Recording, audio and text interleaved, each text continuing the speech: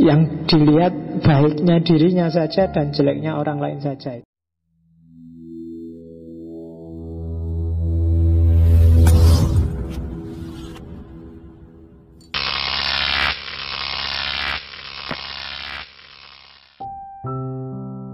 Orang yang membawa kabar, orang yang membawa berita itu, sejarah itu, yang pertama, apakah dia fanatik enggak dengan ideologinya sendiri?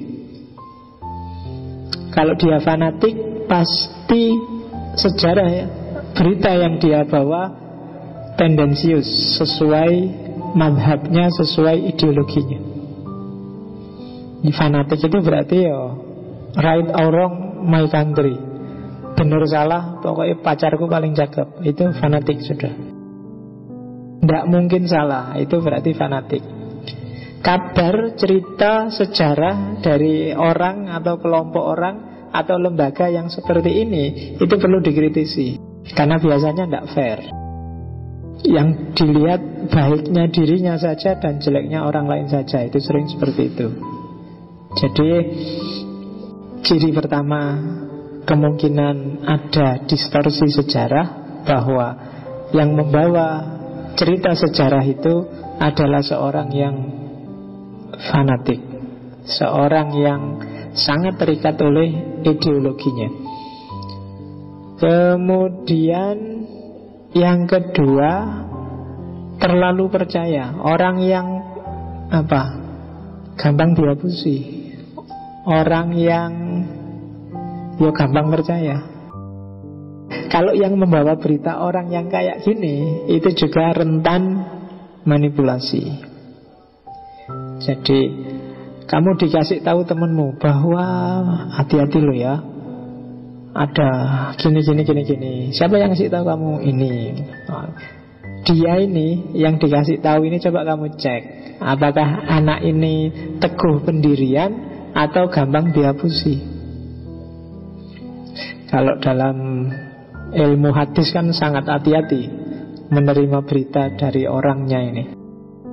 Jadi apakah orang ini mudah percaya dan mudah dibohongi? Kalau dia mudah percaya dan mudah dibohongi, hati-hati informasi dari orang ini. Bukan nggak salah sih dia, cuma mungkin dia tidak kritis dalam menerima berita. Jadi mungkin dia lugu, jadi manut dikasih tahu ke selatan, jangan ke selatan, sampai selatan, jangan ke selatan, ke utara aja, dia ada pokoknya bulat. Orang yang tidak punya pendirian, orang yang bahasa zaman dulu menyebutnya imannya lemah. Agak berat, imannya lemah itu berarti keyakinannya gampang goyang. Kamu kuliah nggak usah pacaran, pacaran itu ganggu. Pokoknya kamu nggak lulus kalau pacaran. Iya wis aku nggak pacaran. Begitu temennya pacaran, aku pacaran malah semangat belajar sekarang, malah rajin ke kampus, malah berarti harus pacaran. Iya tak cari pacar. Ya orang kayak gini yang perlu hati-hati kamu, berarti gampang dipengaruhi. Bolak-balik tiap hari kamu akan gitu. Kalau kenapa tidak punya pendirian? Dari orang jenis ini riwayatnya harus hati-hati. Bukan salah dia, karena dianya sendiri memang lemah. Jadi siapa dulu yang cerita sejarah? Jadi yang pertama terlalu saklek, fanatik. Yang kedua terlalu cair, jadi malah nggak jelas orangnya. Yang ketiga, tidak mampu memahami maksud dalam informasi yang diterima. Ini hubungannya sama IQ. Kalau orangnya IQ-nya tidak terlalu tinggi, maca buku ra paham-paham, dikandani bulet bingung terus tiap hari, informasi dari orang ini juga harus dikritisi. Jangan-jangan dia salah paham. Karena IQ juga menentukan, daya tangkap itu kan menentukan. Dikasih tahu apa tapi pemahamannya apa.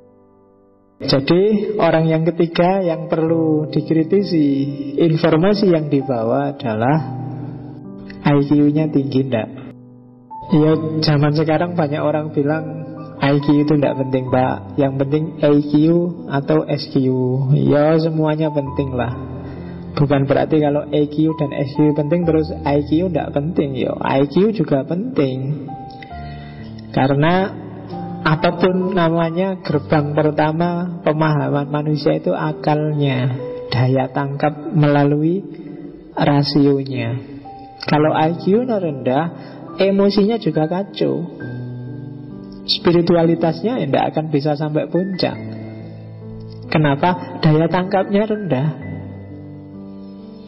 Apalagi agama. Spiritualitas itu kan agama, butuh daya tangkap, butuh rasio yang luar biasa. Karena objeknya objek spiritual, objek yang tidak fisik.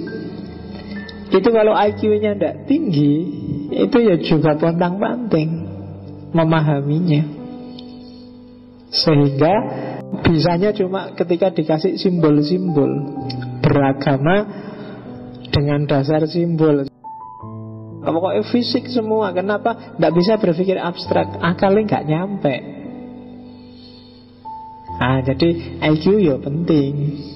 EQ, emosi juga penting. Karena emosi kadang-kadang juga mempengaruhi cara berpikir. Spiritual juga penting, karena spiritual mempengaruhi juga kejernihan pemikiran. Tapi kan pada akhirnya ujungnya tetap ke daya tangkap yang namanya pikiran.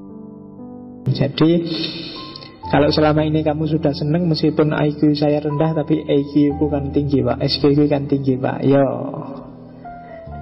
itu sebenarnya paralel. Jadi orang yang emosinya stabil, spiritualitasnya tinggi, biasanya memang dia cerdas.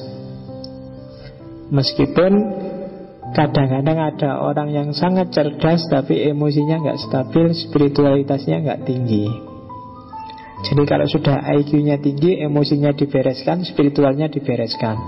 Tapi begitu IQ-nya rendah, dikasih apa-apa nggak masuk, ngurusi emosi juga bingung.